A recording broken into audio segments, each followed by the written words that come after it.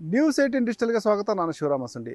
ಬೆಂಬಲ ಬೆಲೆಯೊಂದಿಗೆ ಖರೀದಿಸಿದಂತಹ ಹೆಸರು ಕಾಳಿನ ಬಿಲ್ ಪಾವತಿಸುವಂತೆ ಆಗ್ರಹಿಸಿ ರೈತರು ಹೋರಾಟ ಆರಂಭಿಸಿದ್ದಾರೆ.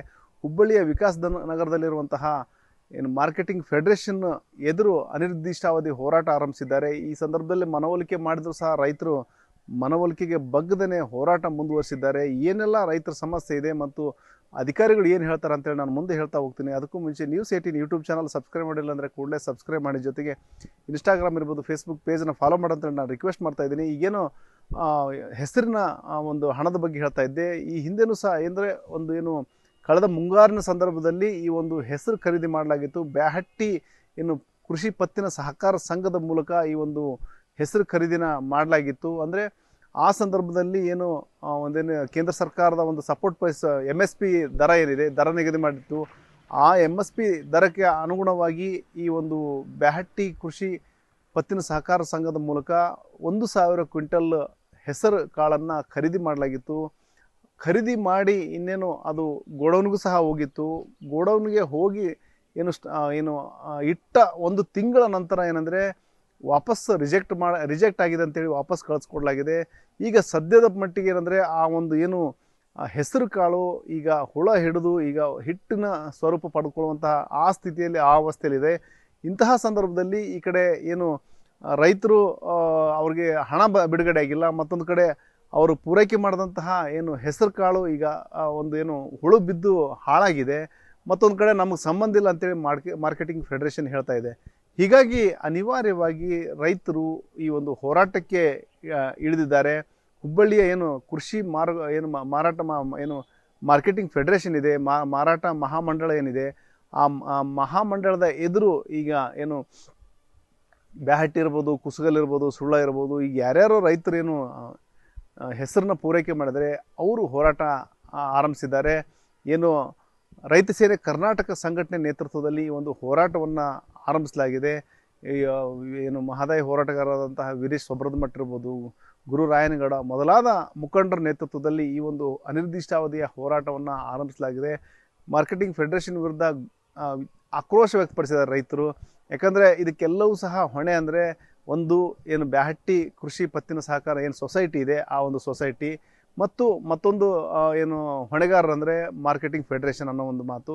ಯಾಕಂದರೆ ನಾವೇನು ಹೆಸರು ತಂದಂಥ ಸಂದರ್ಭದಲ್ಲಿ ಅದನ್ನು ಎಲ್ಲವನ್ನೂ ಪರೀಕ್ಷೆ ಮಾಡಿದ ನಂತರ ಓಕೆ ಅಂದ ನಂತರನೇ ನಾವು ಹೆಸರು ಕಾಳನ್ನು ಪೂರೈಕೆ ಮಾಡಿದ್ದೀವಿ. ಹಾಗಿರ್ಬೇಕಾದ್ರೆ ಈಗ ಹೆಸರು ಕಾಳು ಖರೀದಿ ಮಾಡಿ ಗ್ರೀನ್ ವೋಚರ್ ಕೊಟ್ಟ ನಂತರ ಗೋದಾಮಿಗೆ ಹೋಗಿ ಒಂದು ತಿಂಗಳ ಕಾಲ ಇದ್ದ ನಂತರ ಅದು ಒಂದು ತಿಂಗಳ ನಂತರ ಹೆಸರು ಕಾಳನ್ನು ರಿಜೆಕ್ಟ್ ಮಾಡೋದು ಯಾವ ಕಾರಣ ಅನ್ನೋ ಒಂದು ಪ್ರಶ್ನೆ ರೈತರದ್ದಾಗಿದೆ. ಒಂದು ವೇಳೆ ರಿಜೆಕ್ಟ್ ಮಾಡೋದಾದರೆ ಎಲ್ಲಿ ರೈತರು ತಂದಂಥ ಸಂದರ್ಭದಲ್ಲಿನೇ ಅದು ಮಾಶ್ಚರ್ ಇರ್ಬೋದು, ತೇವಾಂಶ ಇರ್ಬೋದು, ಮತ್ತು ಗುಣಮಟ್ಟ ಕೇಂದ್ರ ಸರ್ಕಾರದ ನಿಯಮಗಳಿಗೆ ಅನುಗುಣವಾಗಿ ಗುಣಮಟ್ಟ ಇದೆಯಾ ಇಲ್ಲ ಅನ್ನೋದನ್ನು ಪರಿಶೀಲನೆ ಮಾಡಿದ ನಂತರನೇ ಖರೀದಿ ಮಾಡಬೇಕು. ಅದನ್ನು ಬಿಟ್ಟು ಈಗ ಖರೀದಿ ಪ್ರಕ್ರಿಯೆ ಮುಗಿಸಿ ಒಂದು ತಿಂಗಳಾದ ನಂತರ ರಿಜೆಕ್ಟ್ ಆಗಿದೆ ಅಂಥೇಳಿ ವಾಪಸ್ ತಂದು ಕೊಡೋದು ಯಾವ ನ್ಯಾಯ ಅನ್ನೋದು ಪ್ರಶ್ನೆ ರೈತರದ್ದಾಗಿದೆ. ಹೀಗಾಗಿ ಆ ವಾಪಸ್ ಬಂದಂತಹ ಹೆಸರು ಕಾಳನ್ನು ಯಾವ ರೈತರು ಸಹ ತೆಗೆದುಕೊಂಡಿಲ್ಲ. ಅಂದರೆ ಸುಮಾರು 95 ರೈತರ 1,000 ಕ್ವಿಂಟಲ್ಲು ಹೆಸರು ಕಾಳು ಈಗ ಬ್ಯಾಹಟ್ಟಿ ಗೋದಾಮಿನಲ್ಲಿ ಕೊಳಿತಾ ಬಿದ್ದಿದೆ. ಈಗ ಬಹುತೇಕ ಆ ಒಂದು ಹೆಸರು ಹುಳ ಬಿದ್ದು ಈಗ ಪುಡಿಯಾಗಿ ಈ ರೀತಿ ಒಂಥರಲ್ಲಿ ಹಾಳಾದ ಸ್ಥಿತಿಯಲ್ಲಿದೆ. ಈ ಕಡೆ ಅದು ಸರ್ಕಾರಕ್ಕೂ ತಲುಪಿಲ್ಲ, ಈ ಕಡೆ ರೈತರಿಗೂ ಸಹ ವಾಪಸ್ಸು ಮುಟ್ಟಿಲ್ಲ, ಮಧ್ಯದಲ್ಲಿನೇ ಕೊಳಿತಾ ಇದೆ ಅಂತಲೇ ಹೇಳ್ಬೋದು. ಈ ಒಂದು ಕಾರಣಕ್ಕಾಗಿಯೇ ನಮಗೆ ಆ ಒಂದು ಹೆಸರಂತೂ ಬೇಡ. ನಮಗೆ ಹೆಸರು ಕಾಳಿಗೆ 85 ಲಕ್ಷ ಸುಮಾರು ಬಿಡುಗಡೆ ಮಾಡಬೇಕಾಗಿದೆ. ಆ ಹಣನ ಬಿಡುಗಡೆ ಮಾಡಿ ಅಂತೇಳಿ ಈ ಒಂದು ಹೋರಾಟನ ಆರಂಭಿಸಿದ್ದಾರೆ. ಸ್ಥಳಕ್ಕೆ ಹುಬ್ಬಳ್ಳಿ ಶಹರ ತಹಸೀಲ್ದಾರ್ ಸಹ ಭೇಟಿ ಕೊಟ್ಟು ರೈತರ ಮನವೊಲಿಕೆ ಮಾಡಲಿಕ್ಕೆ ಪ್ರಯತ್ನ ಮಾಡಿದರು. ಆದರೆ ರೈತರು ಈ ಯಾವುದೇ ಮನವೊಲಿಕೆಗೆ ಜಗ್ಗಿಲ್ಲ. ನಮ್ಮ ಹೋರಾಟ ನಾವು ಮುಂದುವರಿಸ್ತೀವಿ. ಈಗೇನು ಜಿಲ್ಲಾಧಿಕಾರಿಗಳ ಜೊತೆ ಒಂದು ಮೀಟಿಂಗ್ ಮಾಡ್ತಾನಂತ ಹೇಳ್ತೀರಿ, ಆ ಒಂದು ಮೀಟಿಂಗ್ನ ಮಾಡಿ ರೈತರು ಸಹ ನಾವು ರೈತ ಪ್ರತಿನಿಧಿಗಳು ಸಹ ಬರ್ತೀವಿ. ಆದರೆ ನಮ್ಮ ಹಣ ಬಿಡುಗಡೆ ಆಗೋವರೆಗೂ ಸಹ ನಾವು ಯಾವುದೇ ಕಾರಣಕ್ಕೂ ಈ ಒಂದು ಹೋರಾಟದಿಂದ ಹಿಂದೆ ಸರಿಯಲ್ಲ ಅನ್ನೋ ಒಂದು ಮಾತನ್ನು ಎಚ್ಚರಿಕೆಯನ್ನು ಹೇಳಿದ್ದಾರೆ. ಈಗ ನಮ್ಮ ಹೋರಾಟ ಎದುರಿಸಂಬಂದ್ರೆ ಹೆಸರು ಕಾಳುಗಳನ್ನು ತೊಗೊಂಡು ಇವತ್ತಿಗೆ 7 ತಿಂಗಳಾಯಿತು. ಬೆಂಬಲ ಬೆಲೆ ಖರೀದಿ ಕೇಂದ್ರದಲ್ಲಿ ನಾವು ಕೊಟ್ಟಿದ್ವಿ. ಬಟ್ ಇನ್ನೂವರೆಗೂ ಕೂಡ ಹೆಸರು ಕಾಳಿಗೆ ಅವ್ರು ದುಡ್ಡು ಹಾಕಿಲ್ಲ. ಅವ್ರು ಹೇಳೋ ಪ್ರಕಾರ ನೋಡಿದ್ರೆ ನಾವು ಕೊಟ್ಟಿಂದ ಒಂದು ತಿಂಗಳ ನಂತರ ಅವ್ರು ಏನು ಮಾಡ್ತಾರೆ ಅಂತಂದ್ರೆ, ಇಲ್ಲ ನಿಮ್ಮ ಹೆಸರು ಕಾಳುಗಳು ಸರಿ ಇಲ್ಲ, ಅದನ್ನು ವಾಪಸ್ ತೊಗೊಂಡು ಹೋಗಬೇಕು ಅಂತೇಳಿ ಸೊಸೈಟಿಗೆ ಕಳಿಸ್ತಾರೆ. ಬಟ್ ಅಲ್ಲೆಲ್ಲ ತೊಗೊಳ್ಳೋ ಟೈಮ್ನಾಗ ಎಲ್ಲನೂ ನಮ್ಮ ಕಾಳು ಚಲೋನೇ ಅದಾವೆ. ಚಲೋ ಇದ್ದಂಥ ಸಮಯದಲ್ಲಿ ಎಲ್ಲ ಮಾಯ್ಶ್ಚರ್ ಚೆಕ್ ಮಾಡಿ, ತೂಕ ಮಾಡಿ, ಆಮೇಲೆ ಅದಕ್ಕೆ ಬಾರ್ಕೋಡ್ ಹಾಕಿ ಇವನ್ನೆಲ್ಲನೂ ಕೊಟ್ಟಿಂದ ಅಲ್ಲಿ ಗುಡೌನ್ಗೆ ಹೋಗಿರ್ತೈತಿ. ಅಲ್ಲಿ ಗುಡೌನ್ದವ್ರು ಕೂಡ ರಿಜೆಕ್ಟ್ ಮಾಡ್ತಾರೆ. ಈ ರಿಜೆಕ್ಟ್ ಮಾಡ್ಲಿಕ್ಕೆ ಏನು ಕಾರಣ ಇದು ಒಂದು ಯಕ್ಷ ಪ್ರಶ್ನೆ. ಯಾಕಂತಂದ್ರೆ ಎಲ್ಲ ಕಾಳು ಸರಿ ಇದ್ದಂಥ ಸಮಯದಲ್ಲಿ ಅವನ್ನೆಲ್ಲ ತೋಳು ಹೊತ್ನಾಗ ಅದನ್ನು ಬಾರ್ಕೋಡ್ ಯಾವಾಗ ಹಾಕ್ತಾರೆ, ಕಾಳು ಚಲೋ ಐತಿಪ್ಪ ಅಂತಂದ್ಮೇಲೆ ಬಾರ್ಕೋಡ್ ಹಾಕ್ತಾರೆ. ಹಂಗೆ ಮಣ್ಣು ತೊಗೊಂಡು ಹೋಗಿ ಕೊಟ್ಟರೆ ಅದನ್ನು ಬಾರ್ಕೋಡ್ ಹಾಕ್ಲಿಕ್ಕೆ ಆಗೋದಿಲ್ಲ. ಸರಿಯಾದ FAQ ಗುಣಮಟ್ಟದ ಕಾಳಿದ್ರೆ ಮಾತ್ರ ಅಷ್ಟೇ ಬಾರ್ಕೋಡ್ ಹಾಕ್ಲಿಕ್ಕೆ ಸಾಧ್ಯ. ಯಾಕಂದ್ರೆ ಆ ರೀತಿ ಒಂದು ಕಂಪ್ಯೂಟರೈಸ್ಡ್ ಇದನ್ನೇ ಸಿಸ್ಟಮ್ ಹಂಗಿದೆ. ಬಟ್ ಇಲ್ಲೇ ಇವ್ರು ಮಾಡ್ತಾ ಇರೋದು ನೋಡಿದ್ರೆ ಎಲ್ಲ ಅಧಿಕಾರಿಗಳು ಸೇರಿಕೊಂಡು ರೈತರಿಗೆ ಒಂದು ದುಡ್ಡು ಬರಲಾರ್ದಂಗೆ ನೋಡಿಕೊಂಡು ಭ್ರಷ್ಟ ಕೆಲಸ ಒಂದು ನಡೆದೈತಿ ಅಂತ ಅನ್ನುವಂಥಲ್ಲಿ ಇಲ್ಲೇ ಹೇಳಲಿಕ್ಕೆ ಇಚ್ಛೆ ಪಡ್ತೇನೆ. ಮಾನ್ಯ ಜಿಲ್ಲಾಧಿಕಾರಿಗಳು ಏನು 95 ಜನರನ್ನ ಹೆಸರಿನ ಹಣವನ್ನು ಒಟ್ಟು 87 ಲಕ್ಷ ರೂಪಾಯಿ 8 ತಿಂಗಳದ ಬಡ್ಡಿ ಹಾಕಿ ಈ ಹಣವನ್ನು ರೈತರ ಖಾತೆಗಳಿಗೆ ಜಮಾ ಮಾಡಲಿಕ್ಕೆ ತಕ್ಷಣವೇ ತಮ್ಮಲ್ಲಿರುವಂಥ ಅನುದಾನದ ಫಂಡನ್ನು ಇದಕ್ಕೆ ತಕ್ಷಣವೇ ಜಾರಿ ಮಾಡಬೇಕು. ಮುಂದುವರೆದು ತಪ್ಪಿಸ್ತರ ಮೇಲೆ ಕ್ರಮ ತಗೊಳ್ಳಲಿಕ್ಕೆ ಸರ್ಕಾರಕ್ಕೆ ಬರೀಬೇಕು. ನಾವು ಈ ಹಣ ಬರುವವರೆಗೂ ಮತ್ತು ನಮಗೆ ಪರಿಹಾರ ಸಿಗುವವರೆಗೂ ನಾವು ಈ ಜಾಗ ಬಿಟ್ಟು ಕದಲುವುದಿಲ್ಲ ಅನ್ನುವಂಥದ್ದನ್ನು ಗಟ್ಟಿಯಿಂದ ಹೇಳಲಿಕ್ಕೆ ಇಚ್ಛಪಡ್ತಾ ಇದ್ದೇನೆ.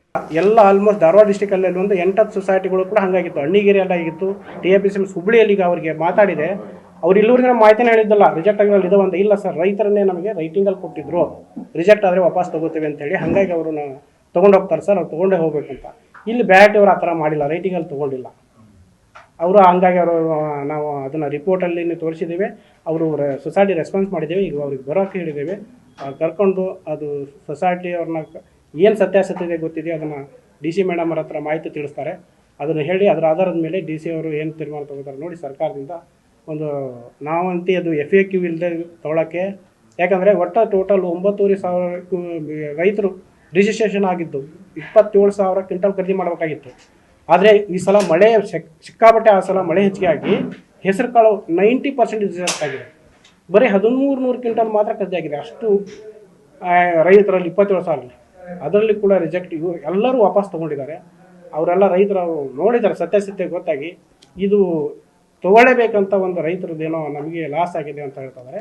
ಮತ್ತು ಈ ಸಂದರ್ಭದಲ್ಲಿ ಏನು ಮಾರ್ಕೆಟಿಂಗ್ ಫೆಡರೇಷನ್ ಮತ್ತು ಏನು ರೈತರ ನಡುವೆ ಮಾತಿನ ಚಕಮಕಿನೂ ನಡೀತು. ಯಾಕಂದರೆ ಏನು ಇದಕ್ಕೆ ನಾವು ಹೊಣೆಗಾರರಲ್ಲ ಅನ್ನೋ ಒಂದು ಮಾತನ್ನು ಮಾರ್ಕೆಟಿಂಗ್ ಫೆಡರೇಷನ್ ಅವರು ಹೇಳಿದ್ದ ಕಾರಣಕ್ಕಾಗಿ ರೈತರು ಆಕ್ರೋಶ ವ್ಯಕ್ತಪಡಿಸಿದರು. ಏನು ನಿಮ್ಮ ಹೊಣೆಗಾರರಲ್ಲ ಅನ್ನೋದ್ರೆ ಇಡೀ ಆ ಒಂದು ಮಾರುಕಟ್ಟೆ ಸಿಸ್ಟಮ್ ಇರೋದೇ ನಿಮ್ಮ ಕೈಯಲ್ಲಿ.